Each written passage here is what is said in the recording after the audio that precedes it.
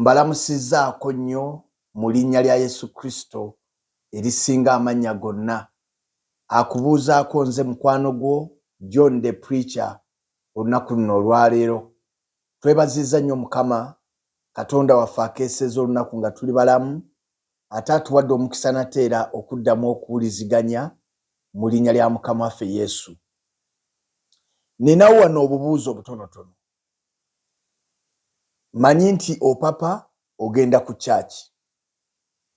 Singa bakubuuza kaakati nti ogenda luddawa, manyi ogenda kwanukula nti ngenda ku church. Singa oli aba ayina kyayagala okubuuza oba okwogerako naawe n'olaba nga agenda okukulwisa, oyinza kumuddamu otya? Manyi omugamba service ejja kumpitako, katulabagane nga service ewedde. Singa bakubuuza nti ewammwe mukuŋŋaana ddi na ddi, ogenda kubagamba tuyina service 2 ku Sunday awamu ne service ey'olwokusatu. Service kati gwawandiika notes, wandiika akagambo service. Olwaleero njagala twogere ku kagambo ako service. Service lulimi olukozesebwa eno mu kanisa, naye ate era nga lukozesebwa ne mu bidduka. Bwe njogera service, gwavuga emmotoka okimanyi, gwavuga ppiki okimanyi. Kale naawe atavuga naye ng'ofaayo okugoberera ebintu nga bwe bitambula, osobola okutegeera bwe njogera service kiki kye kitegeeza. Gwavuga emmotoka okimanyi bulungi nti bw'oba n'olugendo olunene kyandibadde ky'amagezi okutwala emmotoka yo ku service, ne bakeberako ku mipiira, ne bakeberako ku bintu eby'enjawulo, oba oli awo ne baggyamu oyiro omukadde ne bateekamu oyiro omupya, oba oli awo ne bakeberako ne ku buleeki ezo, kubanga bwe batakebera buleeki wandigenda okulinnya ku kyowakati ng'emmotoka tekyasobola kusiba. Kati twogera ku service. Nzikiriza nkubuuzeyo ebibuuzo ng'omwana wa Katonda. Mukama waffe yeebazibwe nnyo. Wasemba ddi okugenda ku service gwe ng'omulokole? Ddi lwe wasemba okugenda ku service? Ogenda kugamba nti ne ku Sunday naliyo, ne ku Lwokusatu naliyo. Weebale nnyo, weebale eddala. Gwe yagenda mu service era azze agenda mu service. Ekibuuzo ekyokubiri, okakasa buli lw'ogenda mu service okolebwamu service? Nsaba onnyanukule mu mutima gwo. Wasemba ddi okugenda mu service oba ku service? Okakasa buli lw'ogenda mu service okolebwamu service? Okimanyi nti kyangu nnyo okusanga emmotoka ezipaakinze ku service B naye nga tebagenda kuzikola service? Ezimu zandiba n'okulwawo ziruddewo awo naye nga tebagenda kuzikolamu service. Era w'otegeerera ekyo kwe kuba nti bano abakozi abakola ku service B eyo bafunye emmotoka nnyingi nga tebalina wa kupaakinga. Ogenda okulya nga bayomba nga bagamba nti ono yaleka wano emmotoka ye kyokka tegenda kukola service, naye yagipaakinzewo n'agenda. Tetulina we tupaakinga mmotoka z'abakasitoma. Emmotoka eri ku service B naye tegenda kukola service.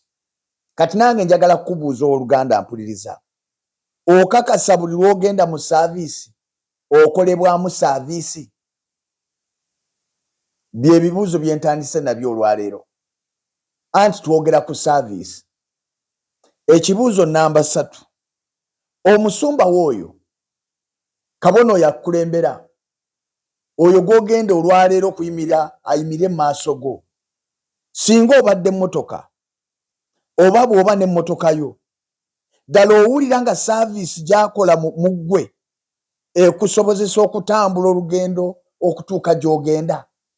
Ogenda Kabaale, ogenda Kisoro, owulira ng'oli mumativu ne saavisi gyakola mu bulamu bwo ekusobozesa okutuuka mu lugendo oluwanvu lw'olina okutuukamu. Bwe njogera ku lugendo oluwanvu mikwano, soogera ku kugaggawala. Olwo lugendo lumpi. Eyakedde okufuna ssente yazifunye ne ku makya. Yazifunye mugagga kaakati. Eyakedde okuzimba ennyumba yagizimbye. Njogera ku lugendo oluwanvu olw'obulokozi bwe twatandika. Owulira ng'omusajja wa Katonda oyo, omukazi wa Katonda oyo, bw'oba ng'oli mu mmotoka ddala etegekebwa okugenda olugendo oluwanvu okuva wano nawa n'Embaale, okuva e Kampala n'okugenda eggulu, owulira nga oli mumativu nti togenda kukwamira mu kkubo, ogenda kutuuka bulungi. Bassebo ne bannyabo, ndi wano okubategeeza nti bwe twalokoka twajja n'ebintu eby'enjawulo mu bulamu bwaffe. Twayingira ekkanisa n'ebintu eby'enjawulo, twayingira mu masinzizo n'ebintu eby'enjawulo. Kati tukolebwamu omulimu okuyita mu kigambo kya Katonda kye tuwulira buli lunaku. Nzikiriza tusome Bayibuli wano mu kitabo ky'ebikolwa by'abatume essuula ey'omwenda. Ngenda kusoma okuva ku lunya olw'omunaana tukkire wansi. Twogera ku musajja ono ayitibwa Sawulo eyamala n'akyuka n'abeera Pawulo. Bayibuli egamba bw'eti: Sawulo n'agolokoka wansi, amaaso ge bwe gaazibuka n'atalaba kintu. Ne bamukwata ku mukono ne bamuleeta e Damasiko. N'amala ennaku 3 nga talaba era nga talya wadde nga tanywa. Yali omuyigirizwa mu Damasiko erinnya lye Ananiya. Mukama waffe n'amugamba mu kwolesebwa nti, Ananiya. N'amugamba nti, laba nze nzuuno Mukama wange. Mukama waffe n'amugamba nti, golokoka ogende mu kkubo eriyitibwa eggolokofu, obuulirize mu nnyumba ya Yuda omuntu erinnya lye Sawulo w'e Taluso, kubanga laba asaba, era alabye omuntu erinnya lye Ananiya ng'ayingira ng'amusaako emikono azibule. Naye Ananiya n'addamu nti, Mukama wange, omuntu oyo nawulira ebigambo bye mu bangi, obubi bwe yakolanga abatukuvu bo abaali e Yerusaalemi bwe buli obungi. Ne wano alina obuyinza okuva eri bakabona abakulu okusiba bonna abakusaba erinnya lyo. Naye Mukama waffe n'amugamba nti, genda, kubanga oyo kye kibya ekironde gye ndi, okutwala erinnya lyange mu maaso g'amawanga ne bakabaka n'abaana ba Isirayiri, kubanga ndimulaga ebigambo bwe biri ebingi ebigwanidde okubonyaabonyezebwa olw'erinnya lyange. Ananiya n'agenda n'ayingira mu nnyumba. Bwe yamussaako emikono n'ayogera nti, oluganda Sawulo, Mukama waffe antumye Yesu eyakulabikira mu kkubo lye wafulumamu, ozibule, ojuzibe Omwoyo Omutukuvu. Amangu ago amaaso ge ne kuba ng'okuvudde amakamba, n'azibula, n'ayimirira, n'abatizibwa. Bwe yatoola emmere n'afuna amaanyi, n'abeera n'abayigirizwa abaali mu Damasiko ennaku nnyingiko. Mukama yeebazibwe nnyo. Kaakati mpulirizaako. Omusajja ono mumumanyi bulungi, Sawulo yatta n'akola effujjo, naye ng'alikola mu mutima gwa kuweereza, ng'awulira mu mativu. Naye olunaku lumu n'asinkana omusana, ng'omusana ogwo bamuyita Kristo Yesu, nga nawe bwe wamusinkana. Naye bwe yasinkana omusana yagwa wansi nga byonna bwe tubisomye, n'agenda mu nnyumba ya Yuda n'abeera eyo mu kibuga Damasiko. Kyali kimwetaagisaayo omusajja ayitibwa Ananiya. Ananiya nga omulimo gwe kwe kukola saaviisi mu bulamu bw'omusajja ono, atereere aveeko amakamba ku maaso. Naffe bassebo ne bannyabo twayingira mu kkanisa nga tuyina amakamba. Amakamba amu twayina ag'obubbi, ag'obwenzi. Mukama waffe yeebazibwe nnyo. Ekkanisa ejjudde abantu nga balwadde, beetaaga kukolamu mulimu, beetaaga kukolamu saaviisi, naye ekibuuzo ekyendeesa olwaleero ddala tukyakola saaviisi mu bantu? Ekigambo oba ebigambo bye twogera nga tuli ku kituuti bikola saaviisi mu bantu? Bikyusa obulamu bwabwe? Bizibula amaaso gaabwe okulaba obubi n'obulungi? Mukama waffe yeebazibwe nnyo. N'olwekyo bassebo ne bannyaba bampuliriza, ffenna ng'abaweereza Katonda atutaddewo kukola saaviisi mu mitima gy'abantu. Katonda atutaddewo kuzibula bantu maaso, kulaba bipya bye baali tebamanyi. Abantu bali eyo nga ye yaziba amaaso, akola byonna alowooza bye bituufu, ayambala nga bw'ayagala alowooza bye bituufu. Kati bw'ajja eno mu kanisa ayagala kulabawo enjawulo wakati w'ekkanisa n'ebbaala. Naye eky'omutawaana ekiriwo leero nti naffe ffennyini abalowooza nti ffe tukola saaviisi mu bantu ate twetaaga kukolamu saaviisi. Bwe kuba kwambala, kwaya mwesala obugoye ne muyimirira ku bituuti. Abavubuka abali eno wansi, abadde atawaana, azaala babbulumuvi, azaatawaana n'amabaala, azaatawaana n'obulamu, n'ayingira mu kanisa, kaakati ate ekifo ky'okumukolamu saaviisi aveemu ekimulimu ate mukikumamu bukumi muliro. Tulina abantu mu kanisa abatawaana ne masturbation leero ng'omwoyo gwamulemerako, naye si kirala kubanga ayina byalaba.